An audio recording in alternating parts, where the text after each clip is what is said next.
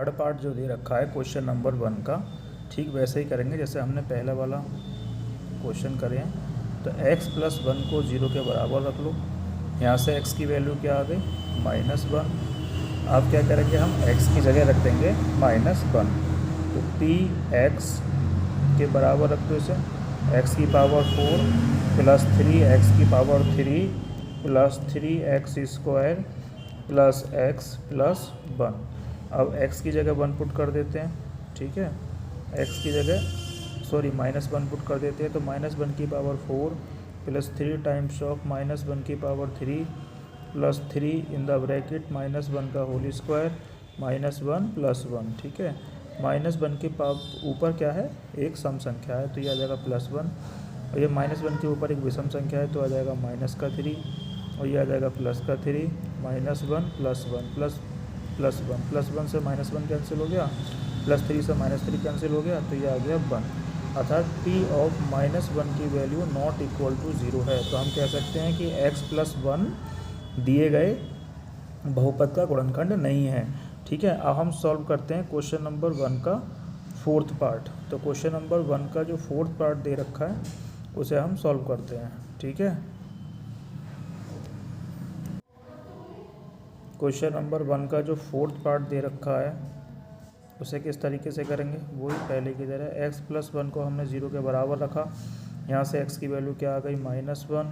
तो P x बराबर क्या दे रखा है, x³ minus x² minus 2 plus √2x plus √2, ठीक है। अब x की जगह हम क्या कर देते हैं, -1 पुट कर देते हैं, तो यह आ जाएगा -1 का होल क्यूब -1 का होल स्क्वायर -2 प्लस √2 ब्रैकेट के अंदर, फिर -1 और प्लस √2। अब इसे सिंप्लीफाई करते हैं, यहाँ आ जाएगा -1, यहाँ आ जाएगा फिर -1, और ये माइनस माइनस प्लस हो जाएगा, तो प्लस का 2 प्लस √2 और प्लस √2, ठीक है। अब यहाँ पे क्या हुआ, -1 और -1 और +2 ये कैंसिल हो गया, और √2 और √2 कितना हो गया, 2 टाइम्स ऑफ √2, ठीक है बच्चों। अब यहाँ पर ये 2 टाइम्स ऑफ √2 आ रहा है, that means p of -1 not equal to 0 आ रहा है। तो हम कह सकते हैं x+1 दिए गए बहुपद का गुणनखंड नहीं है। इस तरीके से क्वेश्चन नंबर 1 का फोर्थ पार्ट कंप्लीट हो गया। अब हम स्टार्ट करते हैं क्वेश्चन नंबर 2 का फर्स्ट पार्ट, ठीक है। क्वेश्चन नंबर 2 जो दे रखा है वो है, गुणनखंड प्रमेय लागू करके बताइए कि निम्नलिखित स्थितियों में से प्रत्येक स्थिति में gx px का एक गुणनखंड है या नहीं। तो सबसे पहले हम इस क्वेश्चन को सॉल्व करने के लिए क्या करते हैं, हमें बताना है gx px का गुणनखंड है या नहीं, ठीक है। तो सबसे पहले हम क्या करते हैं, क्वेश्चन नंबर 2 का फर्स्ट पार्ट सॉल्व करते हैं। gx को हम क्या कर देते हैं, सबसे पहले 0 के इक्वल रख लेते हैं, ठीक है। तो gx की जो वैल्यू दे रखी है क्वेश्चन नंबर 2 के फर्स्ट पार्ट में दे रखी है, x+1 इज इक्वल टू क्या हो गया, 0। तो यहाँ से x की वैल्यू क्या हो गई, x की वैल्यू आ गई -1। अब ये जो x की वैल्यू -1 आई है वो पी एक्स जो दे रखा है, इसमें x की जगह हम ये वैल्यू पुट कर देंगे, ठीक है। तो पी एक्स दे रखा है 2x³ plus x² minus 2x minus 1। तो इसमें x की जगह -1 पुट कर दो, और x की जगह -1 पुट करने के बाद अगर ये 0 आ जाता है तो इसका मतलब हम कह सकते हैं gx जो है px का एक गुणनखंड है, ठीक है। तो x की जगह -1 पुट कर दिया, -1 का होल क्यूब प्लस -1 का होल स्क्वायर -2 टाइम्स ऑफ -1 और -1। इसका सिंप्लीफिकेशन कर लो तो -1 की पावर विषम संख्या, तो ये हो गया -1, तो माइनस का 2 आ गया, -1 की पावर सम संख्या तो हो जाएगा +1, और ये माइनस माइनस प्लस का 2 -1, +2 से -2 कैंसिल हो गया, +1 से -1 कैंसिल हो गया, तो ये आ गया 0। अर्थात हम कह सकते हैं p -1 की वैल्यू किसके इक्वल आ गई, 0 के बराबर आ गई। तो हम कह सकते हैं कि x+1 जो है वो px का गुणनखंड है, ठीक है। अब हम करते हैं क्वेश्चन नंबर 2 का सेकेंड पार्ट सॉल्व। तो क्वेश्चन नंबर 2 के सेकेंड पार्ट भी ठीक फर्स्ट की तरह ही होगा। तो हम क्या करते हैं, वही क्वेश्चन नंबर 2 के सेकेंड पार्ट में gx को किसके इक्वल रख लेते हैं, gx को 0 के इक्वल रख लेते हैं। gx की वैल्यू दे रखी है x+2 0 के इक्वल हो गया, तो x की वैल्यू यहाँ से आ गई -2। अब हम क्या करते हैं, पी एक्स में x की जगह पी एक्स की वैल्यू लिख लेते हैं। पहले पी एक्स क्या दे रखा है, पी एक्स दे रखा है x³ plus 3x² plus 3x+1। तो x की जगह क्या कर देते हैं, -2 पुट कर देते हैं। तो आ जाएगा -2⁻³ प्लस 3 टाइम्स ऑफ -2 का whole square plus 3 times of -2+1। जब हम इसका सिंप्लीफाई करते हैं तो आता है -2⁻1 विषम संख्या दे रखी है तो हो जाएगा -8, 2⁻3 का 8 हो गया। ऐसी 2⁻2 का हो जाएगा 4, लेकिन सम संख्या है तो 4 3 जा 12, 4 3 12 हो गए। उसके बाद 3 दूनी 6, माइनस के 6 हो गए और प्लस के 1। तो फाइनली आ गया 12 और 1 13 और 8 और 6 कितने हो गए, -14। तो यहाँ पर आ गया -1, अर्थात P ऑफ -2 की जो वैल्यू है वो नॉट इक्वल टू 0 है, नॉट इक्वल 0 के बराबर नहीं है। तो हम कह सकते हैं कि x+2 जो है वो px का गुणनखंड नहीं है। ठीक है, x+2 दिए गए बहुपद का गुणनखंड नहीं है। अब हम सॉल्व करते हैं क्वेश्चन नंबर 3, क्वेश्चन नंबर 2 का 3 पार्ट। ठीक, इसी तरीके से क्या करते हैं, क्वेश्चन नंबर 2 का 3 पार्ट है, क्वेश्चन नंबर 2 का 3 पार्ट। तो जी एक्स को 0 के इक्वल रख लेते हैं। जी एक्स की वैल्यू दे रखी है x-3 इज इक्वल टू 0। तो x की वैल्यू यहाँ से आ गई 3। अब x की वैल्यू जो 3 है वो हम पुट करते हैं px में, और px क्या दे रखा है हमें, px दे रखा है x³ -4x² plus x plus 6। ठीक है, इसमें हम x की जगह 3 पुट कर देते हैं तो हो जाएगा 3 का होल क्यूब -4 टाइम्स ऑफ 3 का होल स्क्वायर प्लस 3 प्लस 6। अब हम इसे सॉल्व करते हैं तो 3 की पावर 3 27 हो गया, 3 की पावर 2 9, 9 चौक 36 प्लस 3 प्लस 6। तो 27 और 3 30, 30 और 6 36, प्लस का 36 और माइनस का 36, ये आ गया 0। तो हम कह सकते हैं कि पी एक्स किसके इक्वल आ गया, 0 के इक्वल आ गया। तो हम कह सकते हैं कि x-3 दिए गए बहुपद का गुणनखंड है, या जी एक्स पी एक्स का गुणनखंड है। तो इस तरीके से क्वेश्चन नंबर 2 के सारे पार्ट्स जो हैं वो सॉल्व हो गए। ठीक है, अब जो स्टार्ट करते हैं हम वो है क्वेश्चन नंबर 3। तो क्वेश्चन नंबर 3 में जो दे रखा है वो दे रखा है k का मान ज्ञात कीजिए जबकि निम्नलिखित स्थितियों में से प्रत्येक स्थिति में x-1 पी एक्स का एक गुणनखंड है। ठीक है, तो ऐसे क्वेश्चंस को बच्चों किस तरीके से सॉल्व करेंगे। सबसे पहला इन्होंने ये दे रखा है कि x-1 जो है वो पी एक्स का गुणनखंड है। सही है, तो सबसे पहले हम क्या करते हैं, इस x-1 को 0 के इक्वल रख लेते हैं। तो यहाँ से हमें x की वैल्यू क्या मिलती है, x की वैल्यू मिलती है हमें 1।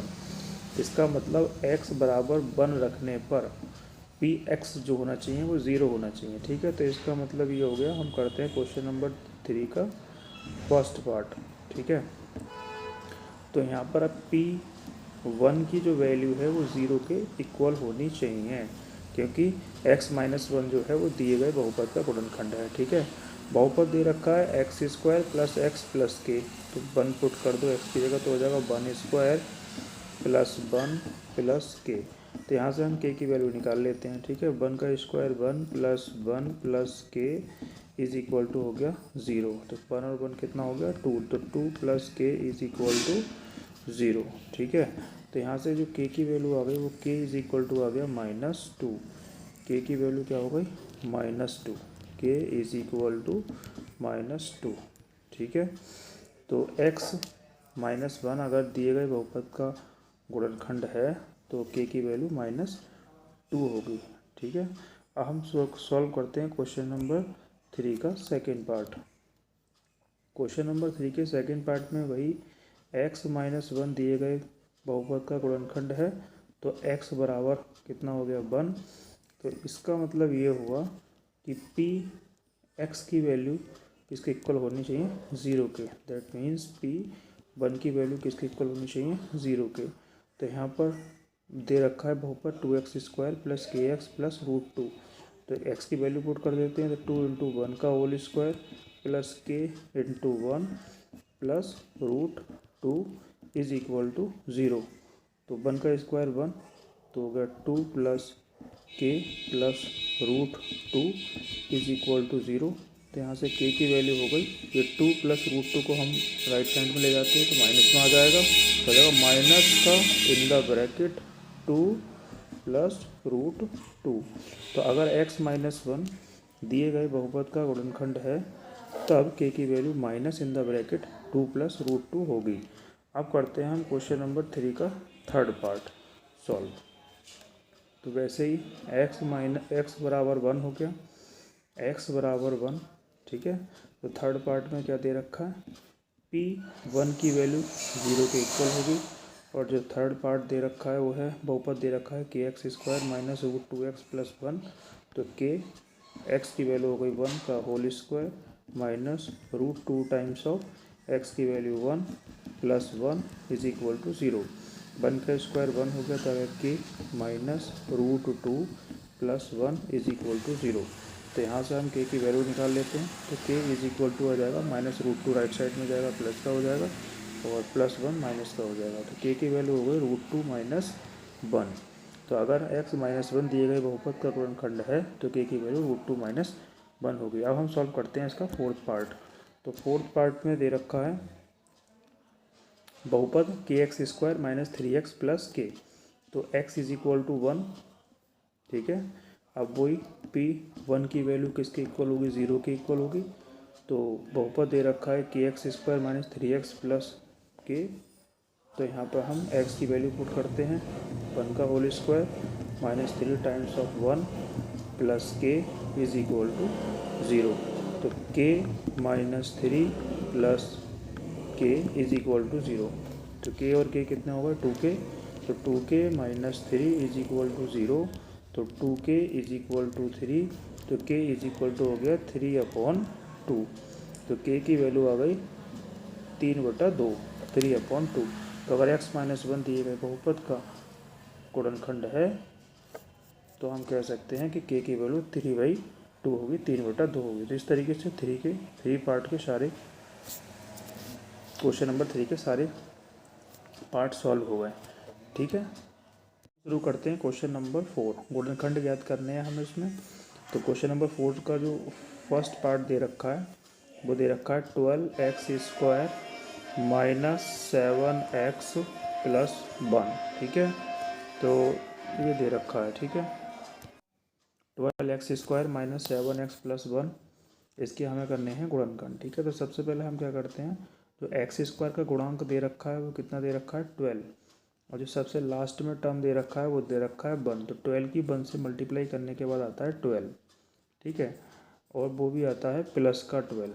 तो अब हमें 12 के ऐसे गुणनखंड करने हैं जिनका योग कितना होना चाहिए, 7 होना चाहिए। तो हम जानते हैं 4 3 कितने होते हैं, 12 होते हैं, और 4 और 3 कितने होते हैं, 7। तो ये हो गया 12x स्क्वायर माइनस 7 को लिख सकते हैं हम 4 प्लस 3 और x प्लस 1। तो ये आ गया 12x square minus 4x minus 3x plus 1। इन दो टर्म में से क्या कॉमन निकल लिया है, 4 कॉमन निकल लिया है और x कॉमन निकल लिया है। तो ये अंदर बचा 3x, 4 3 12, 3x माइनस 1। इन दो टर्म में से माइनस 1 कॉमन निकल रहा है, तो यहाँ से बचा 3x माइनस 1। तो 3x दोनों में से कॉमन आ रहा है, तो हम लिख सकते हैं 3x minus 1 in the bracket 4x minus 1। तो ये होगा इसके गुणनखंड 3x माइनस 1 और 4x माइनस 1। क्वेश्चन नंबर 4 के फर्स्ट पार्ट के। अब हम सॉल्व करते हैं क्वेश्चन नंबर 4 का सेकेंड पार्ट। तो सेकेंड पार्ट में दे रखा है 2x square plus 7x plus 3। तो इसमें सबसे एक्स स्क्वायर का गुणांक कितना दे रखा है, 2, और लास्ट का टर्म दे रखा है 3। की गुणा कर लो, कितना हो गया, 6, 3 दूनी 6। अब हमें 6 आ रहे हैं प्लस के, तो हमें 6 का ऐसे गुणनखंड करने हैं जिनका योग होना चाहिए 7। तो 6 एकम 6, 6 और 1 कितना हो गए, 7 हो गए। तो हो गया 2x स्क्वायर प्लस, इस 7 को लिख सकते हैं हम 6 प्लस 1 x प्लस 3, ठीक है। तो 2x² प्लस, अब इससे हम खोल लेते हैं ब्रैकेट को, तो आएगा 6x प्लस x प्लस 3। यहाँ से जो दो टर्म दे रखे हैं इसमें से कॉमन आ रहा है 2x, ठीक है। तो अंदर बचा x प्लस 3। यहाँ से ये जो दो टर्म दे रखे हैं इसमें से कॉमन आ रहा है 1, तो बचा x प्लस 3। तो इन दो टर्म में से कॉमन आ रहा है x प्लस 3, तो यहाँ हम लिख सकते हैं x प्लस 3 एक ब्रैकेट के अंदर, और दूसरी ब्रैकेट में 2x प्लस 1 जो बचा हुआ पार्ट है वो है 2x प्लस 1। तो ये जो है वो इसके हो गए गुणनखंड। अब हम सॉल्व करते हैं क्वेश्चन नंबर 4 का थर्ड पार्ट। क्वेश्चन नंबर 4 का थर्ड पार्ट सॉल्व करते हैं। तो जो थर्ड पार्ट दे रखा है वो है 6x² प्लस 5x और -6। अब जो x² गुणांक दे रखा है वो 6 दे रखा है, तो लास्ट का टर्म दे रखा है वो -6 दे रखा है। तो जब हम 6 की -6 से गुणा करते हैं तो आता है -36। -36 का मतलब घटाने के बाद कितना आना चाहिए, 5 आना चाहिए। तो 36 की ऐसे गुणनखंड करने हैं कि घटाने के बाद 5 आना चाहिए, तो वो होता है 9 चौक 36, और 9 में से 4 गया तो बचा 5। तो हम इस तरीके से लिख सकते हैं 6x² प्लस 9 - 4x - 6, ठीक है। अब हम ब्रैकेट खोल लेते हैं तो आएगा 6x² प्लस 9x - 4x - 6। ये जो शुरू के दो टर्म दे रखे हैं यहाँ से कॉमन आ रहा है 3x, सही है। तो अंदर बचा 2x प्लस 3, और जो इधर जो दो टर्म दे रखे हैं यहाँ से कॉमन आ रहा है -2, तो अंदर बचा 2x प्लस 3। तो अब हम इसे इस तरीके से लिख सकते हैं, इन दोनों पदों में से जो कॉमन आ रहा है वो 2x प्लस 3 कॉमन आ रहा है, तो हम लिख सकते हैं 2x प्लस 3 ब्रैकेट के अंदर लिख सकते हैं, दूसरी ब्रैकेट के अंदर जो बचा हुआ टर्म है वो है 3x - 2। तो ये इसके हो गए गुणनखंड, ठीक है। अब हम क्वेश्चन नंबर 4 का फोर्थ पार्ट सॉल्व करते हैं। तो फोर्थ पार्ट दे रखा है हमें 3x² माइनस x - 4। तो इसके गुणनखंड कैसे करेंगे, x² गुणांक कितना दे रखा है 3, लास्ट का टर्म दे रखा है -4, तो 3 की -4 से गुणा कर लो तो आएगा -12। माइनस का आ रहा है, इसका मतलब घटाने के बाद क्या आना चाहिए, यहाँ x का गुणांक कितना है 1, तो घटाने के बाद 1 आना चाहिए, तो वो हो सकता है 4 × 3 = 12, और 4 में से 3 गया तो 1 आ गया।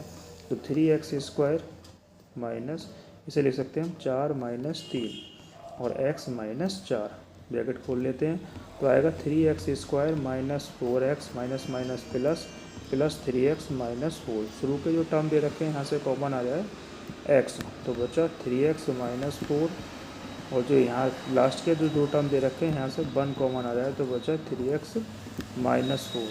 तो यहाँ जो दो टर्म दे रखे हैं इसमें से हम लिख सकते हैं 3x - 4 कॉमन है, और जो दूसरा टर्म में बचे हुए लिख लो x + 1। तो ये होगा इसके गुणनखंड। तो इसके जो फाइनली गुणनखंड हुए वो होगा 3x - 4 और x + 1, ठीक है। तो इस तरीके से क्वेश्चन नंबर 4 के चारों पार्ट जो हो गए वो ख़त्म हो गए, ठीक है। हम सोल्व करते हैं क्वेश्चन नंबर 5 का फर्स्ट पार्ट। तो क्वेश्चन नंबर 5 का जो फर्स्ट पार्ट दे रखा है वो दे रखा है x³ - 2x² माइनस x + 2।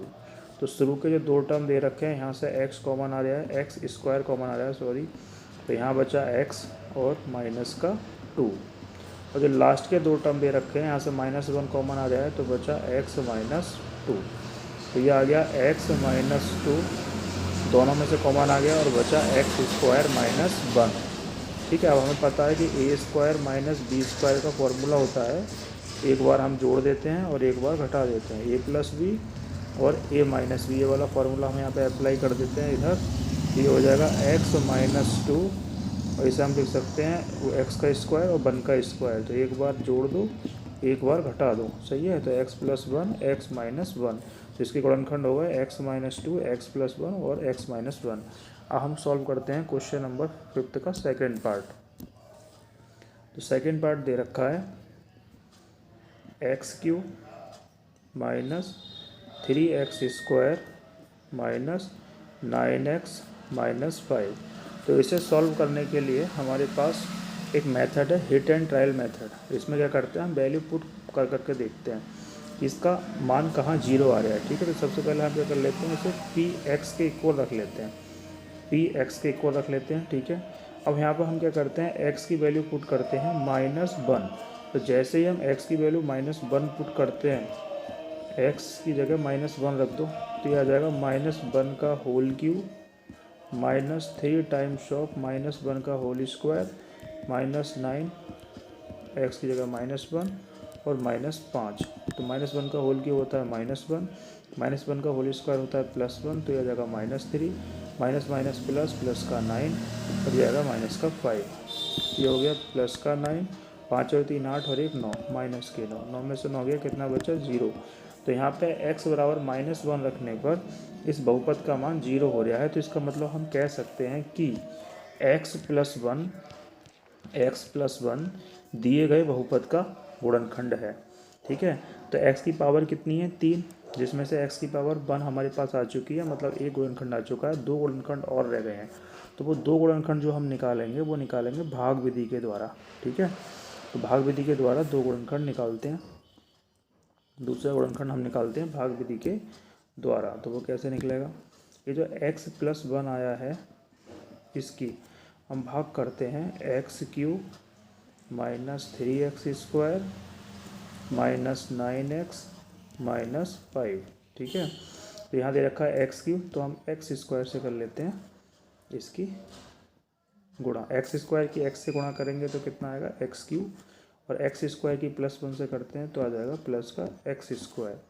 ठीक है, तो यहाँ माइनस आ जाएगा, यहाँ माइनस आ जाएगा, x³ से x³ कैंसिल हो गया और माइनस माइनस प्लस, तो 3x² और -x² होगा -4x² और ये आ गया माइनस का 9x। अब हम यहाँ लिख लेते हैं माइनस का 4x, और जब -4x की x से करेंगे तो आ जाएगा माइनस का 4x² और जब माइनस की प्लस से करेंगे तो आ जाएगा माइनस का 4x।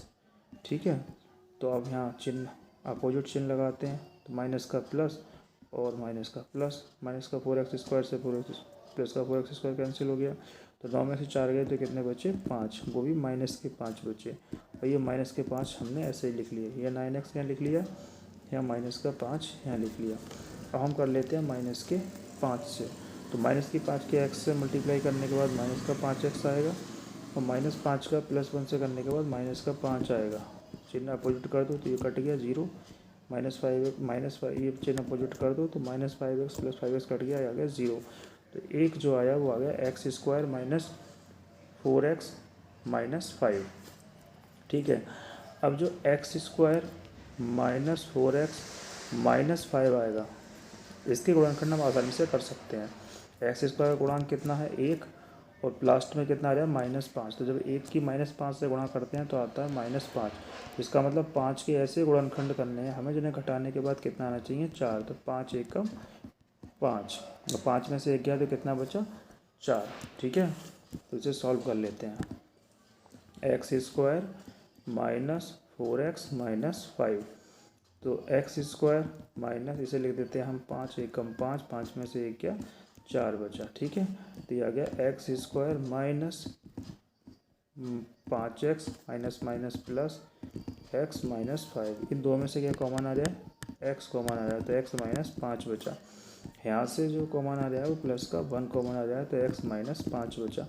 तो x -5 दोनों में कॉमन आ रहा है, तो x -5 आ गया और x + 1 आ गया। ठीक है, तो इस तरीके से इस पार्ट के जो क्वेश्चन नंबर 5 का सेकंड पार्ट है इसके 3 गुणनखंड हो गए। एक तो हो गया x + 1, ठीक है, और 2 यहाँ से आ गए, एक x -5 और एक आ गया x + 1। तो इसे हम इस तरीके से लिख सकते हैं, x + 1 इधर है, x + 1 इधर है, तो हम लिख सकते हैं इसे x + 1 का होल स्क्वायर और x -5। तो ये होगा इसके गुणनखंड। ठीक है, अब इसी तरीके से हमें जो लास्ट के जो 2 पार्ट इसके बचे हुए हैं, 5th का 3rd पार्ट और 5th का 4th पार्ट, वो हमें खुद सॉल्व करना है। ठीक है, ठीक इसी तरीके से सॉल्व होगा जैसे सेकंड पार्ट सॉल्व हुआ है हिट एंड ट्रायल मेथड से। ठीक है।